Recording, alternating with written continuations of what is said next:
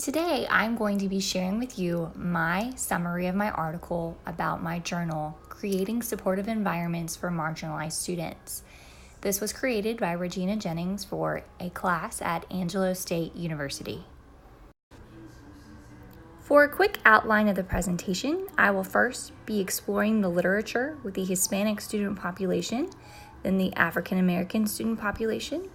I will then talk about the opportunities to close the achievement gap, some additional research for marginalized culture strategies, the impact of marginalized cultures, discussion where I will include the ASCA standard, references.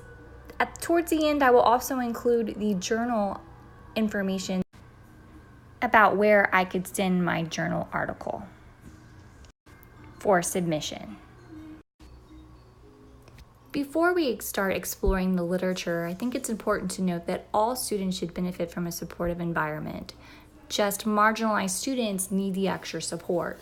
The two marginalized cultural groups that I'm going to be focusing on for my study are Hispanic students and African American students. This will help close the achievement gap. The Hispanic population increases exponentially every year, and by the year 2023, the Hispanic population is expected to increase to 30% of the entire school population. However, this population has shown some of the lowest interest levels to educational institutions like college, has a higher level of failure, and higher level of dropouts. This is why counselors need to focus on this population. In my research, I learned for some possible reasons for less success. The Hispanic population's cultural priorities usually conflict with individual student goals. One thing that I did learn is that the family is the utmost importance to the Hispanic population, so much that sometimes they have to provide financially for their family, and that may take over precedence over school.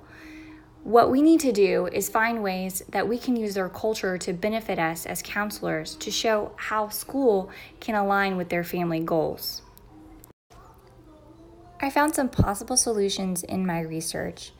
Some theories by Paulo Freire where you incorporate empowerment strategies to reject methods that serve to keep the oppressed from achieving success.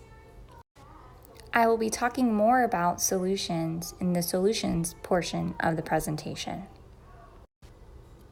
The next cultural group I will be focusing on for my research is the African American student population. They're marginalized because of the white-centered curriculum that has been created for them to not succeed. In fact, in my research, I learned that academia does not express positive attitudes towards teaching African American students at all. In the in-demand observation, I learned some reasons for possible less success. In the observation, he learned that teachers are unwilling to create lessons proven to be beneficial for this demographic. He did a research on a study and observed a guy named Sean. And in his observations, Sean did not feel comfortable speaking in class because they did not build lessons for his demographic.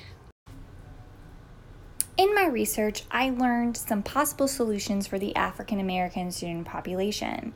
We could culturally train teachers so that Sean's in the world would not feel that they were not being catered to. We could create lesson plans for racially diverse students, find strategies that benefit marginalized groups, and once again, I'll be talking more about the solutions in the next part of the presentation. This now leads us to the solutions part of the presentation. What we ultimately want to do is to close the achievement gap. Here are a few opportunities. First thing that we must note is that we must try different strategies. Some strategies might work for some schools and not work for another, so it's important for counselors to pick the best strategy that works for them. Throughout my research, I was able to find a number of different solutions. These 3 types of solutions I think are the best strategies that would fit well with counselors. The first one is culturally responsive teaching. It's a multi-step strategy where teachers design culturally relevant curriculum and construct multiple ways of assessing the student, and then implement instructional practices to motivate diverse students. The second one is supportive relationships, where you create a supportive environment for these kids to come to, have a mentor, have somebody they can look up to. So when they don't want to go to school anymore, they have somebody they can relate to. The last one is culturally and socio-politically relevant pedagogy. I think this is important because if you go to a high school classroom, or if you go to a classroom, there's not a lot of culturally relevant curriculum. These students need that, and if they have that, they might enjoy learning more. Some opportunities for future research would include researching schools with these strategies already implemented. It would be nice to see these strategies implemented and see what the long-term effects are in a longer duration of time. It would also be interesting to see the impact on society. Do we really create a better society if we have these strategies? There's no way for us to know that until we have a long duration of time. Marginalized cultures have a very high impact on society.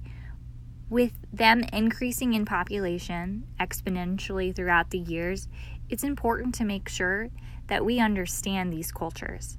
Schools are a microcosm of the real world. So if we want to help these kids, we need to give them opportunities for success. This journal article was written for submission for the Journal of School Counseling, which is nationally published by Montana State University. The editors-in-chief of the journal, Mark Nelson and Don Teraboccia, can be reached at 211 Montana Hall, Bozeman, Montana 59717. These are the references that were used in the presentation as well as the journal article. This last part is the discussion and why I think it's important for counselors. Counselors have a moral obligation to create supportive environments for students, especially those that are marginalized cultures. It's important for us to design culturally relevant curriculum and to create supportive environments for all students.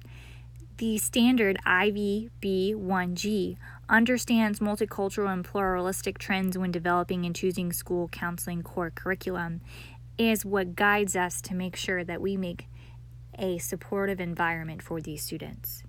Thank you so much for listening to my presentation. I look forward to hearing your thoughts.